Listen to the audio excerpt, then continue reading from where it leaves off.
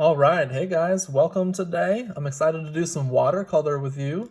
We'll just be practicing some skills today that we'll be able to choose from and use in a watercolor project coming up at the end of the week.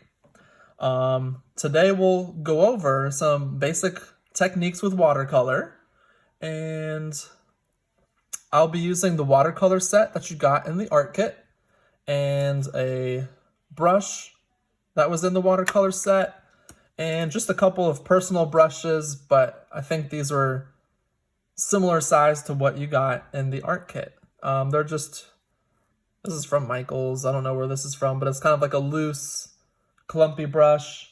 And they're soft. I wouldn't want to use this kind of brush. And if you have a brush at home, it just might be a little stiffer. I don't want to use a stiff brush in my watercolor. It might mess up the paints. So, I'm actually using a sketchbook, guys. I'm not using the watercolor paper for these techniques. I'm just going to be doing it in a white sketchbook because I know we don't have a lot of watercolor paper for you. And I want to show you at least the practice. It's good to practice on some cheaper paper. So like this sketchbook paper. I would save those 2 sheets of watercolor paper for more final work. And you could even cut them in half for some artwork we'll do later. Okay, but I do want to let you know I'm practicing on some cheap paper, and it's not glamorous, but it will work. Okay. And I have a trusty water cup over here. It's just the old Solo cup that I've been using for painting. Any cup, really most cups will work. Just maybe don't use your fancy glass cup that you're gonna want to drink something out of later, okay? And at school, I love saving Chinese soup containers because they're cheap and they're big because I like a lot of hot and sour soup. So have a little water cup, and it's helpful if you have a little napkin or a paper towel over here for sucking up the water that might be in your brush, because sometimes we want to get water out of the brush. All right. Well, let's get started with some techniques, okay? And I'll be going over 8 with you total. The first 4 that we'll go through are going to be salt and watercolor. You'll see what happens when you add a little bit of salt to watercolor. Wet on wet. Glazing, which is just layering paint. Layering a new coat on top of a dry coat. So the next time you'll see this, it'll have a color all filled in, ready for layering later. And then wax resist, which you can do with oil pastels, crayons, even a candle that you might have at home. Okay, let's get to it. All right, so you see me kind of prepping this area for later. I decided I would just do a wash of red paint, and then on top, use blue, and we can see how close of a purple I can get to. All right, so we're gonna let that dry. And as you can see, I like using the lid of the watercolor set just to plop a little bit of paint down. I'll then fill my brush with water by dipping it in water, and then add a little bit of water to it. And I use it as my paint palette. All right, so that's pretty handy. And if I just use too much of my palette and I need to reset the palette, I'll just get a little paper towel, wipe it up, boom. There we go. Ready for more colors. All right, so I will try my best with salt and watercolor in a sketchbook. So let's do that. Let's try black, because you might be able to see it the best with black. So I'm just trying to activate this color. I'm not digging into the paint. I'm just really lightly brushing a wet brush over the watercolor chunk. Alright, and for salt and watercolor, we're going to lay down like a darker color, and then I will sprinkle salt while it is still wet. Alright, so let's try this. I haven't tried this in the sketchbook yet.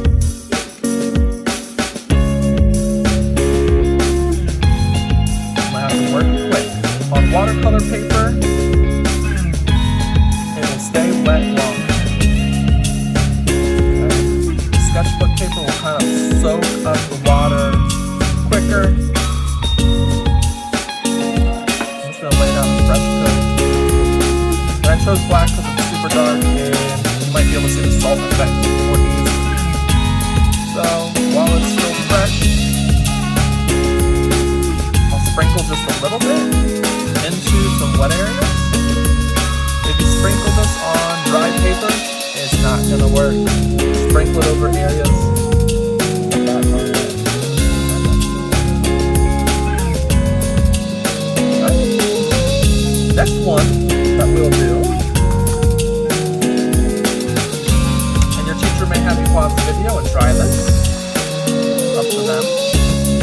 The next one that we'll do is wet on wet. So I will pre-wet the paper by just painting clean water.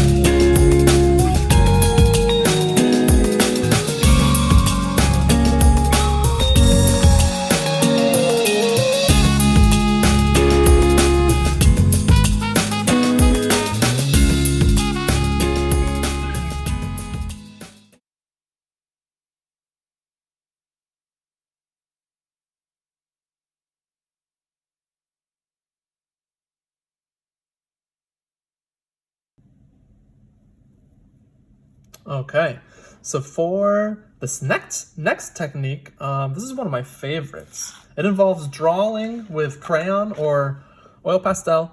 So I just have some crayons at home, and I'm going to show you what wax resist will do. So I'm just going to draw some random patterns with crayon. First one I just chose is kind of pink. And we will do this kind of texture. Maybe it's feathers or something, or scales on a bird or a reptile, lizard. And then look at this. I'm gonna draw with a white crayon, and let's see. I'm gonna write a mystery message, and we'll see what happens.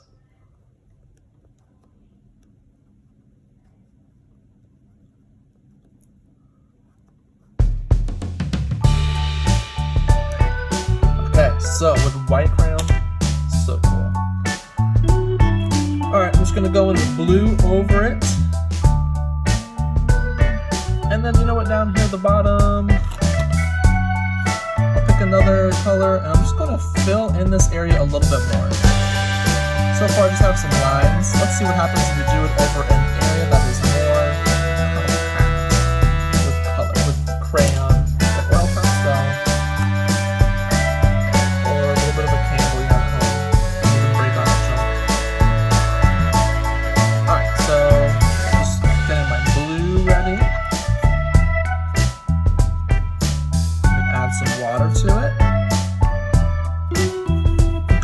Work quick on sketchbook paper, less so on nicer watercolor paper. Alright, so this is the fun thing.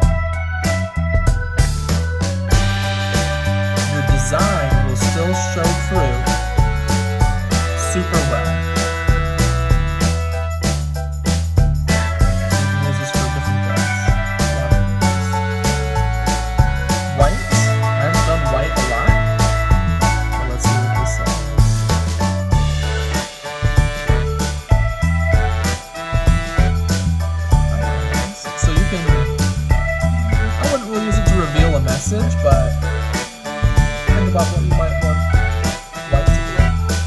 And I'll just go over the green section with some blue. And you can see it resist right before your eyes. The watercolor will not cover up the waxy sections.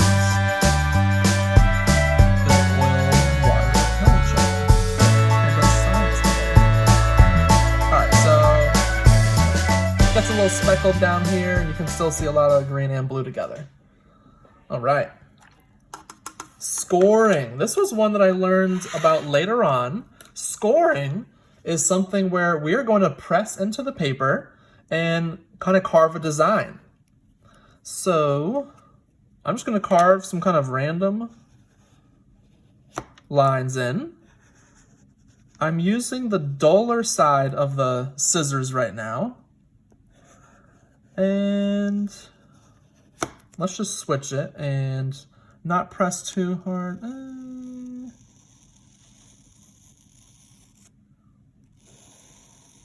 You're not trying to cut through the paper here, guys. You're just trying to press in a line. If you have like a sharp fingernail, I bet that can even work. I'm gonna go back and use the duller side. When I use the dull side, I'm pressing pretty hard. All right.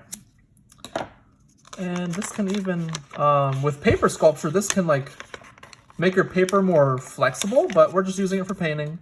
And let's see what this will look like with some, let's try red. I'm just gonna do a wash of red on top.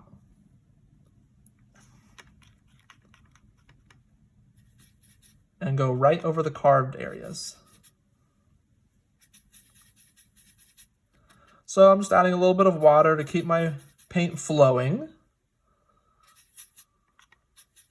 And let's just go over it.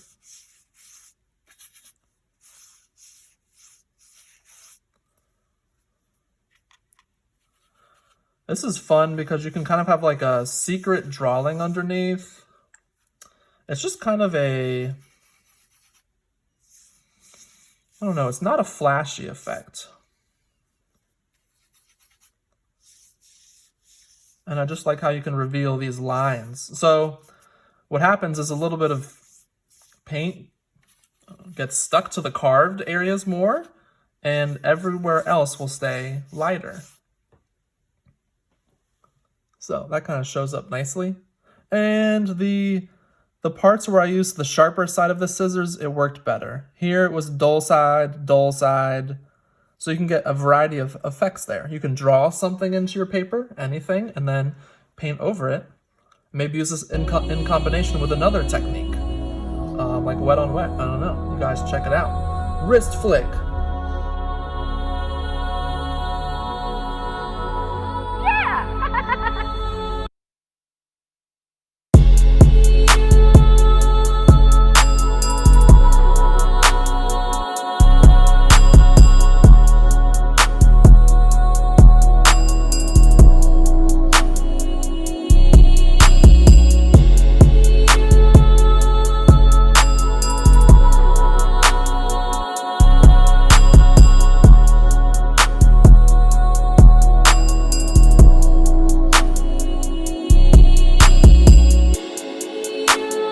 I just go over it with a wet brush.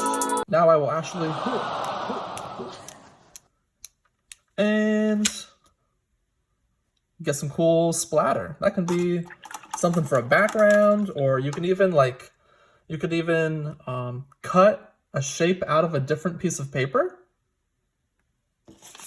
and just get splatter paint in a certain area. Like if I cut a circle out of this paper and then laid it down over a section, you can just get splatter in that area, which you can play around with a lot.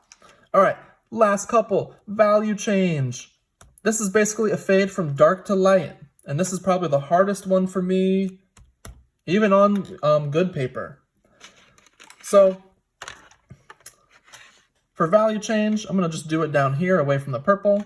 or I'll just use purple anyways.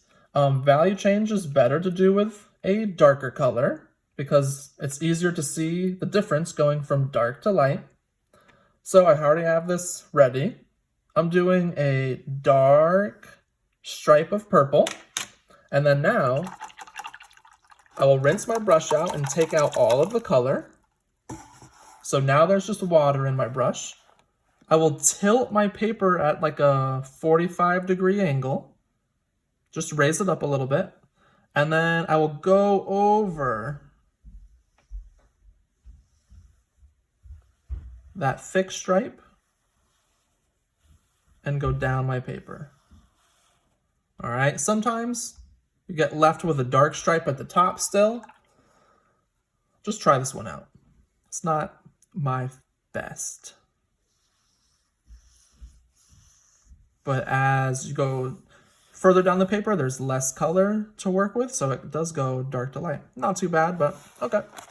Color blend. So you might say, like, we've already blended colors, and up here, well, yeah, we're gonna do another layer on top of this one. That is blending colors, but this is gonna be a little bit different. We are going to fully mix colors while they are wet. So for this, let's do yellow and blue. So this is mixing colors on paper, not in your little palette. And this is my palette right here. This will be mixing right on paper. So I get a little bit of yellow, I get a little bit of blue, and I'm just gonna work this area until it's all mixed. And some of you might like mixing more this way. All right. So the difference, this is dry enough, I think, to work with. The difference here is glazing. You let your layers dry and then come back into it. So I'll try this with blue.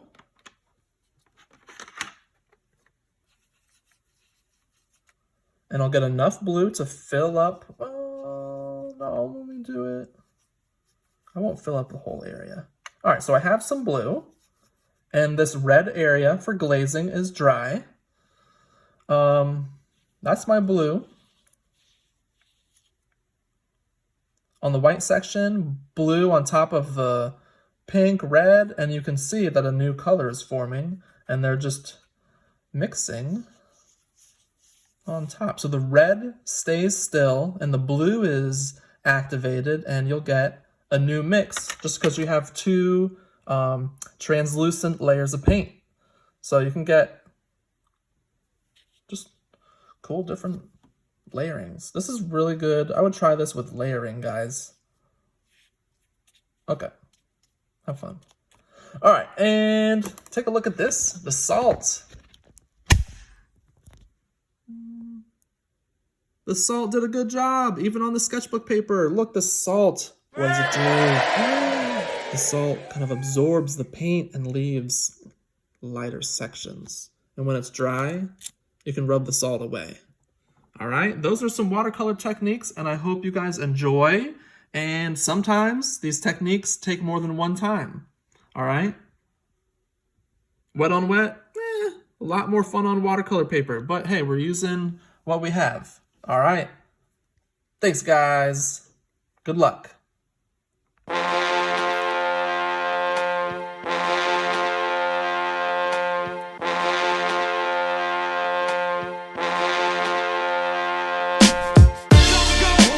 Never leave behind what got you through the struggle or what got you through the grind. It's on the rise, the restore, and I can